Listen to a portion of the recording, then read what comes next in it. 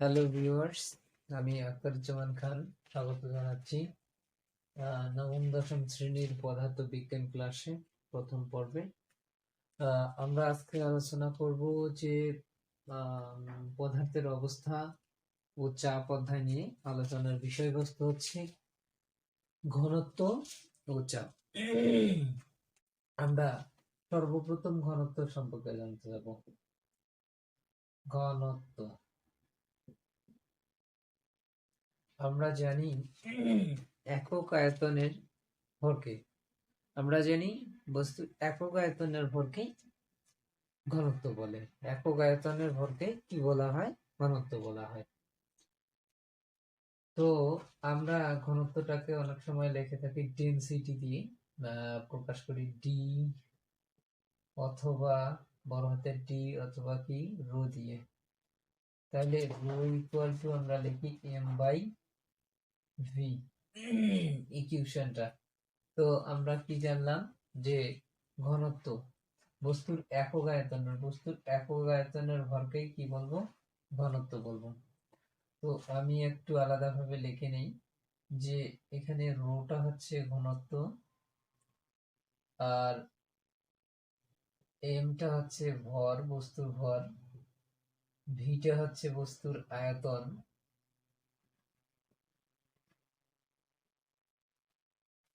তো এবার আমরা জানবো যে ঘনত্বের এককটা কি। ঘনত্বের একক আমরা এই ইকুয়েশনটাকে ব্যবহার করব যে rho is equal to M by V. তাহলে একক যদি আমরা নির্ণয় করি, ভরের একক আমরা কি জানি? কেজি। তাহলে ভরের একক আমরা কি জানি? কেজি। এবার নিচে হচ্ছে আয়তন। আয়তনটাকে আগে নির্ণয় করে নিতে হবে। আয়তন সমান কি দেখা যায়? দৈর্ঘ্য গুণন প্রস্থ গুণন উচ্চতা, অর্থাৎ লেন্থ বেস হাইট। সো এটার একক, দৈর্ঘ্যের একক মিটার, প্রস্থের একক মিটার, উচ্চতার একক মিটার। সো আমরা এখানে গুণ করলে পাচ্ছি ঘনমিটার। তো আমরা যদি এখান থেকে একক লিখি, তাহলে উপরে আমরা লিখতে পারতেছি কেজি আর নিচে লিখতে পারতেছি ঘনমিটার। এখন ভাগ উল্টে গুণ করার সময় নিচে পাওয়ার যদি ধনাত্মক থাকে সেক্ষেত্রে হয়ে যাবে কি ঋণাত্মক। তো একটা জিনিস লক্ষ্য করো যে কেজি পার ঘনমিটার, এটা কার একক পাইলাম আমরা? এটা পাইলাম ঘনত্বের একক।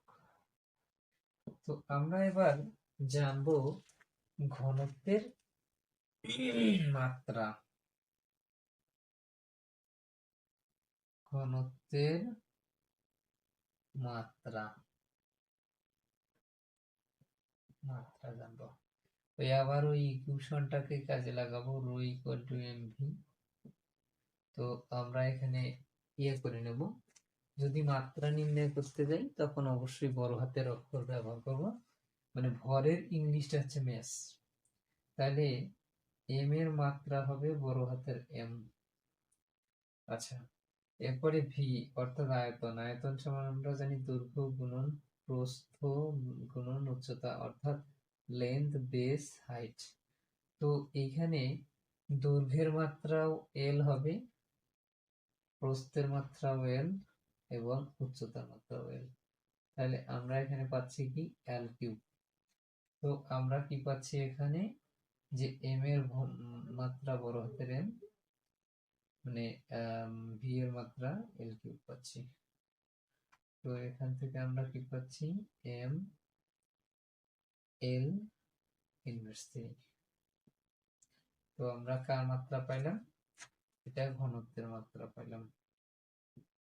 এবার আমরা চলে আসবো যে আমরা অনেক সময় বলি যে পানির ঘনত্ব 1000 কেজি ঘনমিটার, বলতে কি বোঝো?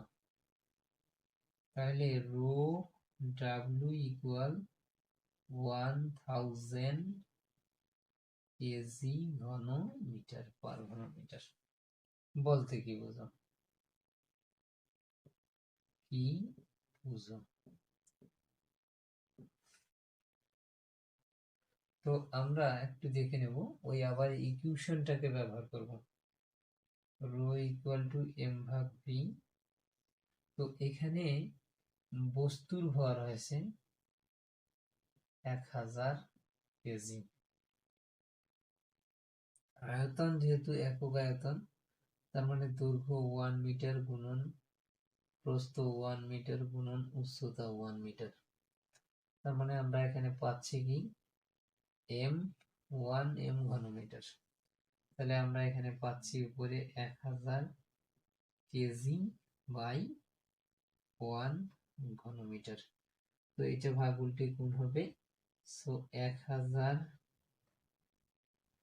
পার কেজি পার ঘন মিটার।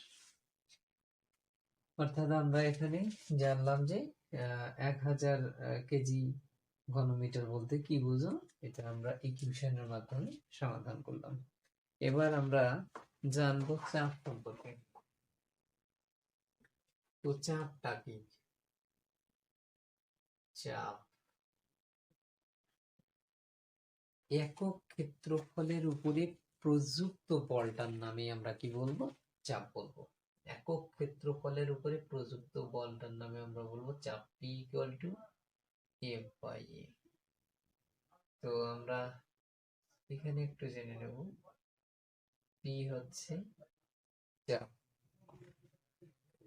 পি হচ্ছে চাপ। এবার আমরা আরেকটা জানবো, এফটা হচ্ছে বল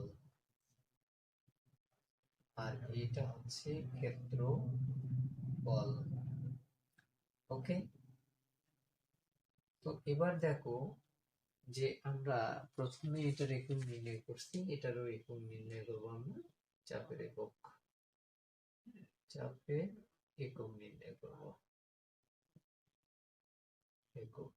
তাহলে আমরা ইকুয়েশনটা ব্যবহার করব, P equal to F by এ।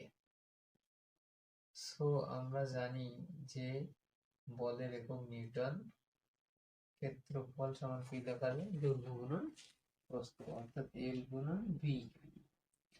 অর্থাৎ এল এর একক হচ্ছে মিটার, ভি এর একক মিটার, অর্থাৎ দৈর্ঘ্যের একক মিটার, প্রস্থের একক মিটার। তাহলে মিটার স্কয়ার পাচ্ছি। তাহলে আমরা এখানে পাচ্ছি কি নিউটন মিটার স্কয়ার। এটা ভাগ উল্টে কি হয়ে যাবে? গুণ। তাহলে নিউটন পার স্কয়ার। তো আমরা এখানে কি পাচ্ছি, যে কার একক পাইলাম? চাপের একক। তো চাপের একক আর একটা লেখা যায়, পি ইকুয়াল পি এ। এটা হচ্ছে চাপের একক। তো আমরা অনেক সময় বলে থাকি যে 1 প্যাসকেল বলতে কি বোঝো? কি বুঝো? ওকে,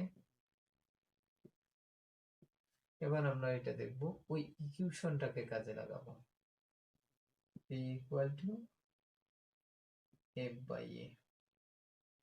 তো দেখো একটু ভালো করে লক্ষ্য রাখো, যদি আমরা এটা করি, এক্ষেত্রে এফ এর মান হবে 1 নিউটন, আর এই ক্ষেত্রফল হচ্ছে এর মান দৈর্ঘ্য গুণন প্রস্থ, অর্থাৎ এল গুণন বি ইজ ইকুয়াল 1 গুণন 1 মিটার। সো আমরা 1 এখানে মিটার স্কয়ার পাচ্ছি। তো এখানে পাচ্ছি 1 নিউটন, আর এখানে পাচ্ছি 1 মিটার স্কয়ার। সো আমরা এখানে পাইলাম কি 1 newton metre per metre square, অথবা 1 পিএ। তো এবার আমরা ঘনত্ব নির্ণয় করব। কি নির্ণয় করব? চাপের ঘনত্ব। সরি সরি সরি দুঃখিত, চাপের ঘনত্ব না, চাপের মাত্রা নির্ণয় করব। এর মাত্রা নির্ণয় তো আমরা আবার ইকুয়েশনটা ব্যবহার করব p = f/a। তো আমরা জানি যে p = লেখা যায় মানে f/a। তো এখানে আমরা f = জানি ma বাই a। তো এখানে একটা বিষয় মাথায় রাখতে হবে যে এখান থেকে আমরা কি পাচ্ছি, p = m এর মাত্রা হচ্ছে বড় হাতের m, আর ত্বরণের মাত্রা lt ইনভার্স 2, কারণ আমরা গতি অধ্যায়ে পড়ে আসছি এটা। সো আমরা এখানে মাত্রাগুলো লিখে দেবো। এখন নিচে আমরা পাচ্ছি কি কি পাচ্ছি এখানে, যেহেতু ক্ষেত্রফল সমান কি দৈর্ঘ্য গুণন প্রস্থ, তার মানে দৈর্ঘ্যের মাত্রা l, প্রস্থের মাত্রা l, so ln l square পাবো। তো এখানে আমরা পাচ্ছি l স্কয়ার। সো এটাকে কি করব, এখন ভাগ উল্টে গুণ করব। সো আমরা কি করব এখানে, তো এখানে পাচ্ছি কি m, এখানে l ইনভার্স 1 পাবো, t ইনভার্স 2 পাবো। সো এইটাই হচ্ছে আমাদের চাপের মাত্রা। এটা কিসের মাত্রা? চাপের মাত্রা। তো আমরা আশা করি সকলেই বুঝতে পেরেছি।